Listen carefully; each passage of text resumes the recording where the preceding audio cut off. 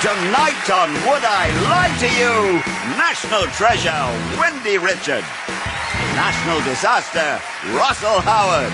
And their team captain, the National Trust's David Mitchell. And facing them tonight, the Strictly Come Dancing, Len Goodman. The often trying Vic Reeves.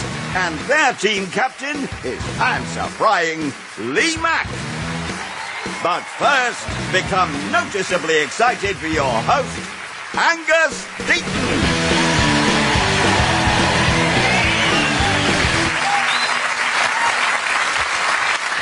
Good evening and welcome to Would I Lie to You, where over the next half hour you'll hear some unbelievable truths and some downright lies. I'm delighted to be your host. We'll be an obvious example of a downright lie. Yes, it's all about the ability to fool your fellow man. Abraham Lincoln once said you can fool some of the people all of the time, all of the people some of the time, but you can't fool all of the people all of the time. My dear, he also said I'm looking forward to going to the theatre tonight. A word of advice, liars will often touch their nose whilst talking, something to watch out for amongst our cast of A-list celebrities. Which brings us anything but neatly to round one, Home Truths, in which our guests read out a statement about themselves and the opposing team have to guess if it's true or a filthy fib. Guess right, they get a point. Guess wrong, the others get a point. It's as simple as the panellists themselves. Lee's team have first crack, if you'll pardon the expression, and Len it is who kicks off with his first Home Truth. Len? I imac my armpits. Okay, truth or garbage? I was next to Len's dressing room and there was a lot of screeching coming. How long does it take you to do? It's a very, very quick and brief experience, really. You get the bottle. Yep. You place it in your hand. Yep. You lift it up. I can see what's happened there. You then use the applicator provided and peel it off. I thought, according to the ads, that Imac was a cream, not a liquid. Yeah, it's a cream. Well, it's in a bottle, isn't it? No, it's in a tube. I hate clever, bloody women. Do you do this for hygiene or Well, it all started, actually, years ago when I danced a lot more. And we used to rehearse in vests, really. Yes. And there's nothing worse, ladies, is there, than to see an arm full of hair and dewdrops and little bits of crustacean all floating around. There's nothing worse, especially if you're in the pub and one of them comes in, they're standing next to you at the bar, and it's all that. I think it's absolutely vile. What sort of pubs do you go to? You put your deodorant on immediately after you've... As soon as I have done the process, I shower, walk into the other bathroom where I keep my other accoutrements. The other bathroom? Yeah. Where you have a manservant pat you down? And then I have a jolly good squirt of... I do squirt straight away. Yeah. Right, well, you cannot put deodorant on immediately after you've used one of those creams. He'd be screaming his head off. Oh, well deduced. Well, I think that's a clincher, isn't it? Yeah, absolutely. Right. Yeah. There we go. No, we reckon that's a lie. They're saying it's a lie. There we go. Oblivious to pain, the truth. Really? Oh!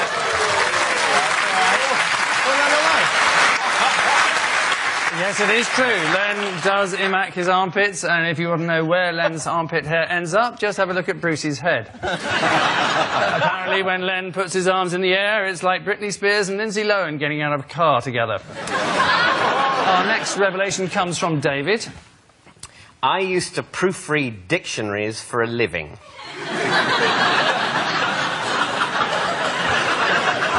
OK. Which dictionaries?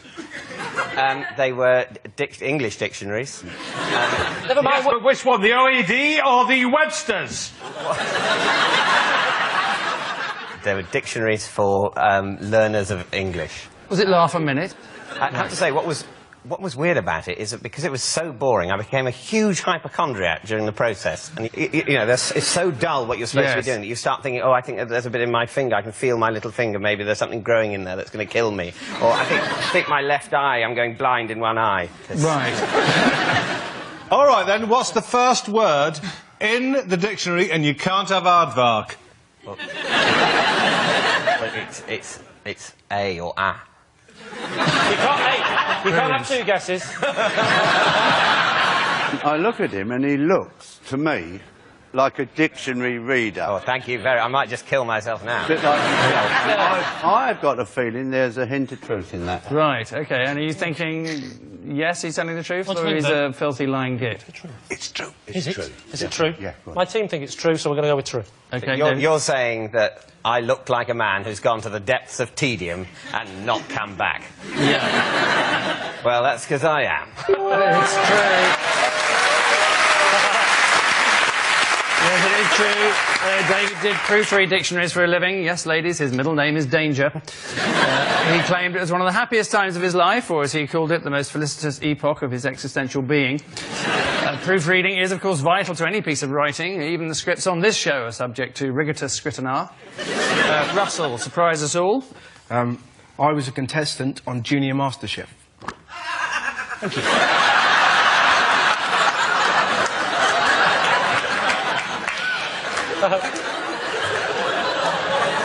Can you cook? Can you cook? Can I? Can you? What's the basic ingredients for hollandaise sauce? For me, I open with a bit of mustard and a bit of... it's just how I make it. I don't invite you round. And a bit of sort of corn flour and a bit of milk, mix it all in, and then what I like to call the special ingredient, like Mama's sauce from Ragu, I'll never tell, and put it over some eggs, and it's lovely. Liar! Liar! Liar! You missed out. That's vinegar. what I do. You missed out lemon. I don't put lemon in it. Everyone, a hollandaise sauce is vinegar and lemon and eggs. Have you been on MasterChef? So, Russell, what was your signature dish? I did beef Wellington, and I opened with soup, and I had apple crumble for pudding. You opened with soup? Yes. What sort of soup? Tomato. I take it you didn't bother with the tomatoes. Take me through how you made your tomato soup. We've got him here, Lee. He'll say open the tin. I just put tomatoes in it. How old were you? 8. 8? 8? And you were making beef Wellington? Russell, we're not idiots. You weren't making beef Wellington, were you? Junior MasterChef, you'd have been... I've seen Big Cook, Little Cook. You were probably making biscuits in the shape of the moon. Beef Wellington? Here's a clincher, Lee. Watch this. You put a bit of beef in the oven. How long do you cook it for? Ages.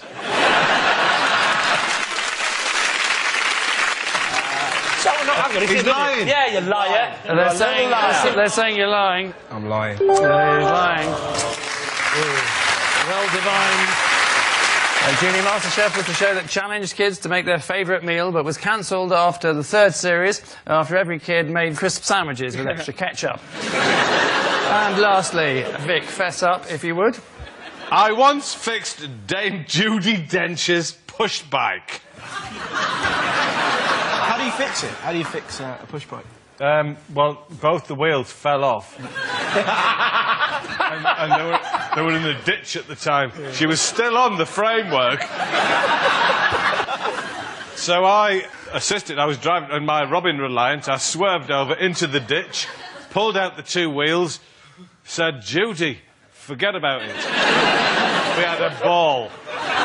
We went off to a canal, had some egg sandwiches and a bottle of cider, and had a lovely day out. True or false? Yeah, true. True. True. So with that kind of plausible backstory... Yes, suddenly. It's almost too believable. Yeah. Are you allowed? Because it could be true, but just he's now surrounded it with a huge ball of bullshit. I should warn you, he may be lying. When was it you actually met Dame Judy with her broken bicycle? Barnes. Just outside Barnes. She doesn't live near Barnes. Well, she travels a She was on a bicycle. She was on a bike. Right riding. London. You don't cycle outside your own front door, do you, in a circle? You've got to go somewhere. It's so believable. Who? False. It's a lie. He's saying it's a lie. I can't believe that. Vic. I have to inform you, and it really...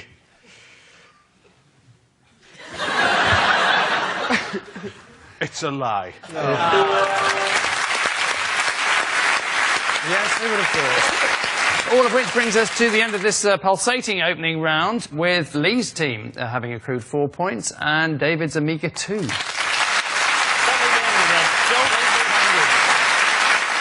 And so, like Britney Spears, we move swiftly to the next round. It's called This Is My and is self-explanatory. However, for those who insist on details, each of David's team will claim to have a genuine connection with tonight's special guest person, who we're about to introduce to you. It's up to Lee's team to spot whose connection is genuine. So please welcome this week's special guest person, Morris.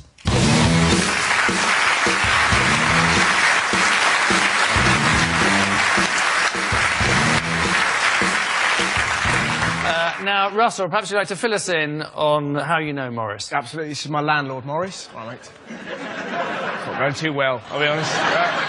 But he's actually the 16th Earl of Westmoreland. Good. So, a landlord who is also the Earl of Westmoreland. David, what's Morris to you? He's my teacher, and he's training me in the art of ventriloquism for my next acting role. So, a ventriloquist teacher. And lastly then, Wendy, what's your connection with Morris? This is Morris. He's my hairdresser, and he also cuts the hair of Tony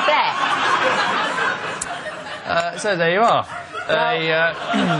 A noble landlord, according to Russell, David's ventriloquist teacher, or hairdresser to the stars and Tony Blair, if you believe Wendy. Lee. Russell. Yes, mate. Pray tell. What, me More and of the Earl of Westmoreland. OK, well, me and Mojo, as I call him, we had a party once up in our flat, and he sort of lives downstairs, and it was quite sort of, you know, crazy. And he came up, we played Twister, and he lost, and we were all like, ah! And then he went, well, actually, I'm the 16th Earl of Westmoreland. And went like that back at us, so we went, good comeback. Then I served everyone beef Wellington. What a night. Wendy, may I ask, is he your current hairdresser at this time? Yes. Yeah?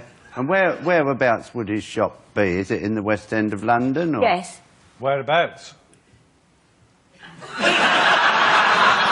It's, it's near Baker Street. Near Baker Oh, Street? right, yeah. Near Baker Street. Right, near, yeah, very near Baker On Street. Baker Street. No. No, just... You wouldn't perchance know the name of the road, I'd guess, at this stage. No, because, well, you see, I don't drive, and if I'm going around, I tend to walk, so I don't look at street names. Is it in the underground? No. Where the hobbits have their hairstylists. Does he still do Tony Blair's hair? Yes. Right. And do you get any gossip? No, Morris never repeats gossip. Right, very discreet. Yes. OK. Sorry, David, could you just remind me of yours again, please? A ventriloquist. Oh, yes. Yeah. Ventriloquist. Which is clearly And the how right... many lessons have you had, David? Just approximately, how many lessons? I've had 3. Any other questions, Lee? Yes, I want an example from David, a bit of ventriloquism. After 3 lessons, you should be able to do something far away. Bloody hell. It's quite embarrassing. My teacher's here. Yeah. But OK, sort of... I'll do my best. All we can ask for. I'm nervous now. Yeah. Getting that thing in my finger. Yeah. OK, so...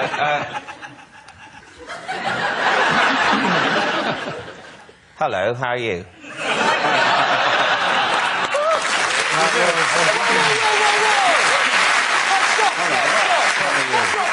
You can't argue. That's how posh people speak all the time. Well, why do you think I got Excuse the me. pass? Excuse me, Can't argue with a round to of build an applause. extension for me, are you? Are you willing to build an extension? I wouldn't bother moving my lips, I can't... You're moving them loads! Doing it, yes, You're moving them. but I'm not posh. Am I? Turn her off. Well, you sounded like him just then. So, Lee, you're thinking it's probably not the ventriloquist teacher? Oh, no, I'm thinking it could be. I just think David's not very good at it. I have to say that I'm not going with Wendy's story at all on this, because you've got fantastic hair, and he's clearly a scruff bag. Yeah, but... So it's either... So what he's are you... either the landlord or the ventriloquist. Or the ventriloquist teacher. What do you think, Vic? I'm going for the ventriloquist. Are you going for the ventriloquist as well, then? Landlord. Landlord? Landlord! Now I look at... The more I look at him, I can see him in a basement. Lee, your team I'm actually captain. going to overrule you there, Len. I think it's David's ventriloquist teacher. You say it's David's ventriloquist teacher. Morris, perhaps you'd like to tell us who you really are? I'm actually Wendy's hairdresser.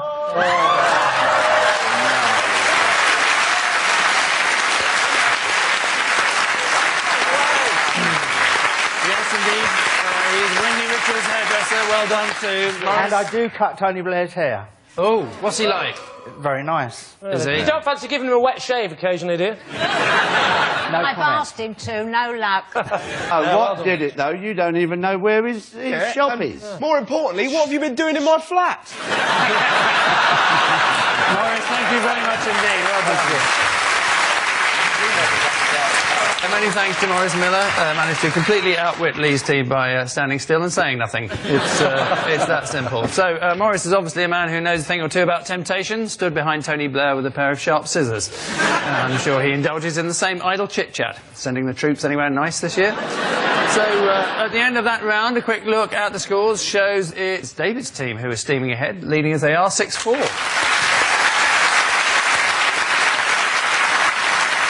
And so to the round widely regarded as Telly Tales, each member of one team will follow up a clip from a much-loved TV show with a riveting piece of information relating to it. All their opponents have to do is to work out whether that statement is truth or tosh. Tonight we're proud to feature the Eurovision Song Contest, a fabulous and flamboyant festival of musical culture, or if you're not gay, a 2-hour lake of shite. So Lee is first up with a fact about this 1980 Luxembourg entry, Papa Penguin.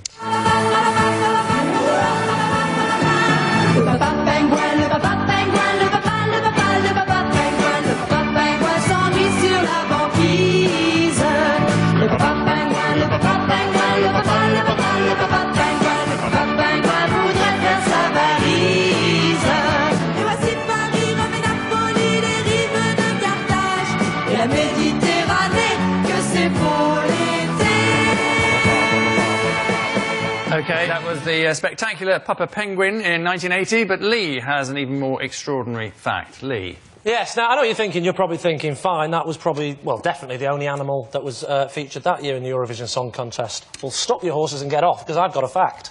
The Swedish entry that year also had a real live orangutan as the dancer. So what are you thinking?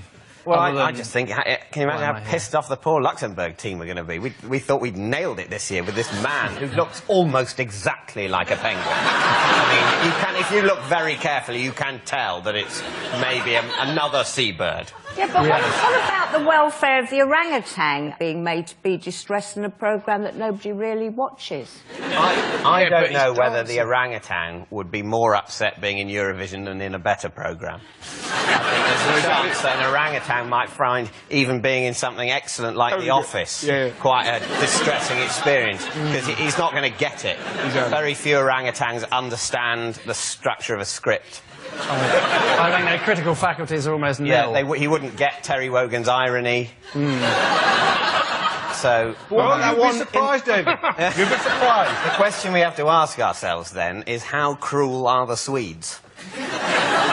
Are they... We should put that into Google. Are they a cruel people? I think if they got an orangutan, wouldn't it would totally freak out and either go mental and smash up some sound equipment. Well, that'd be great. Maybe that was it. It just got a guitar and started smashing it. Maybe they said, we don't need to write a song, we'll just see what the monkey does. Well, that's how Ginger Spice started. You're probably taking the whole... When I said they were dancing, you're probably, you know, in your head, you're thinking like a routine here, you know. It simply, his job was to just, you know, it was obviously caged, so it was in a cage. It was caged? What's rubbish? What do you mean it's rubbish? I had like a pole. I had an image of it doing like that. Sweden, actually, they're usually among the more competent entries to Eurovision, aren't they? I mean, they have won it in the past, I think. Yeah, ABBA, they're Swedish. They're Swedish. I am quite into music.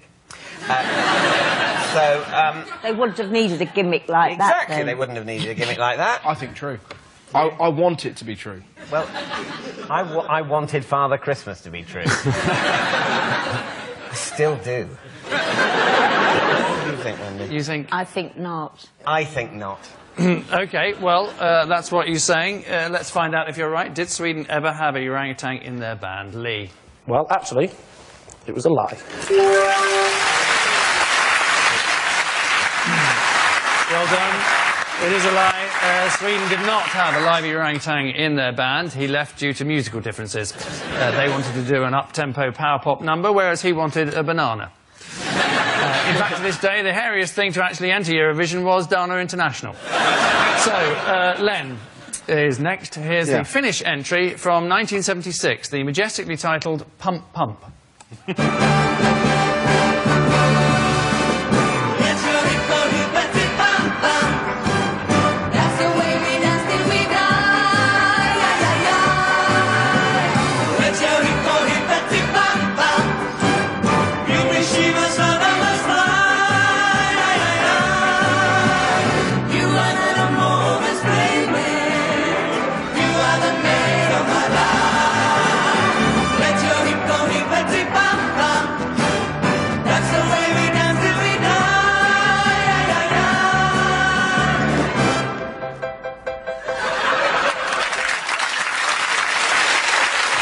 So, at long last, the answer there to the question, whatever happened to Demis Roussos? That guy ate him. That was Pump Pump, anyway, by Freddie and the Friends. But what is Len's additional piece of priceless trivia? Len? That was the Eurovision entry from Finland there, and my fact is that on the 27th of July in Finland, they celebrate Sleepyhead Day, when the last member of the family that awakes is taken down to the sea and thrown in. Well, the question you're asking is, would the same nation that produced that giant man and those girls be the location for a frenzy of splashes? That's pretty much the connection between... So where does Sleepyhead Day come from then, Len? Well, it dates back to the Middle Ages, where evidently 7 Christians slept in a cave for 200 years. And so they came up with this sleepyhead. And I can actually tell you the Finnish for that is unikapaka. Unikapaka. Where we get the Knickerbocker glory from. Yes. Right. Originally, it was packed with sedatives. What do you think? It does sound like one of those daft things that they would do. Yeah. You think? Yeah. We used to have a pram race in our village, so it's conceivable. People chase cheeses in Wales, don't they? Yeah. And the first person to get to the cheese, I don't know, gets the cheese. So I think this is true. OK, Len, truth or garbage? Funnily enough, it's true. Yeah. Yes. Len, telling the truth, July the 27th is indeed National Sleepyhead Day in Finland, where the last person in the house to wake up is traditionally thrown in the nearest lake or sea. And July the 28th is, of course, National Granny's Body Washes Up on the Shore Day. So at the end of that round, it's Lee's team who are what's commonly known as last, trailing as they do 9-4. And so to our final quickfire round, featuring some more home truths, but this time against the clock. A random flashing light will select which of our panellists has to dish more dirt about themselves, the eternal question, as ever, being, are they to be believed or are they a lying toe rag? It's David's team who are in the lead, so Lee's team needs all the points they can get, starting now. Wendy. I have no idea how to use a laundrette washing machine. How long have you stood in the laundrette? 22 years. So you don't know how to use one. Hazard a guess. How would you think that you do it? Well, what threw me is the coins. They are tricky. And... Are you saying you've never been into a laundrette? I have been into the laundrette. No, I didn't know how to work the machine. You know, William Shatner can't really fly a starship.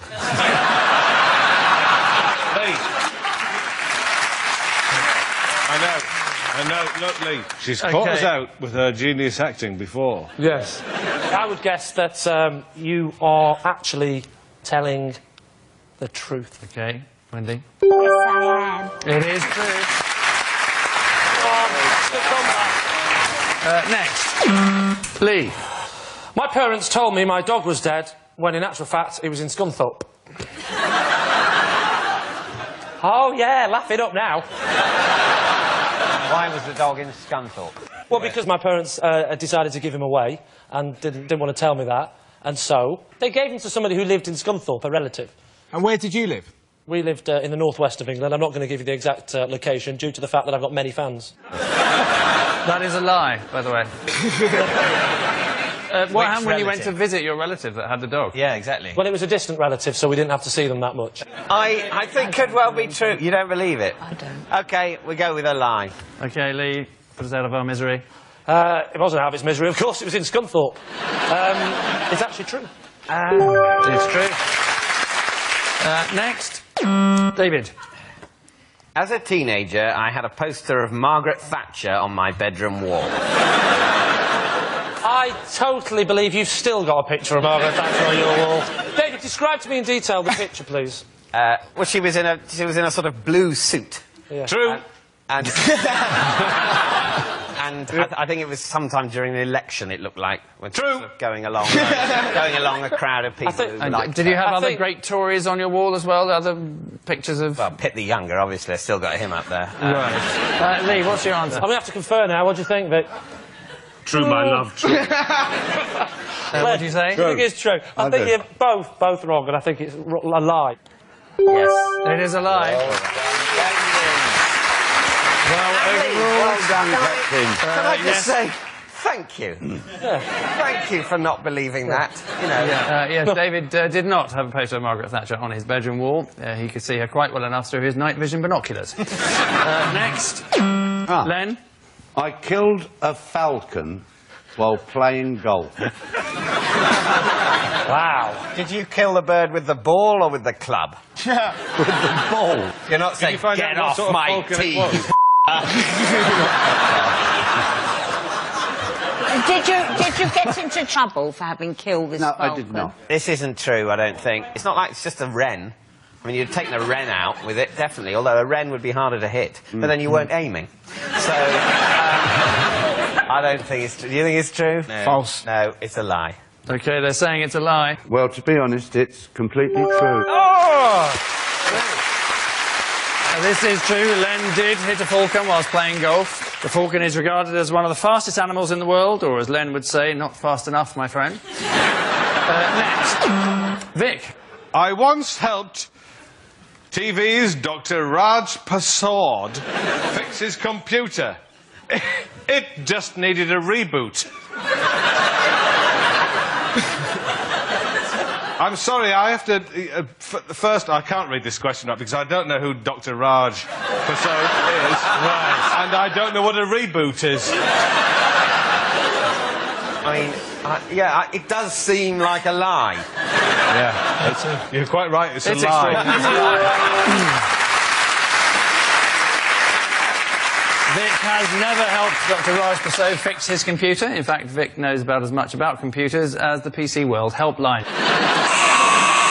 Which irritating horn-like sound means at the end of our final round, tonight's runaway winners are David's team, having trounced Lee's team by 11 points to 9.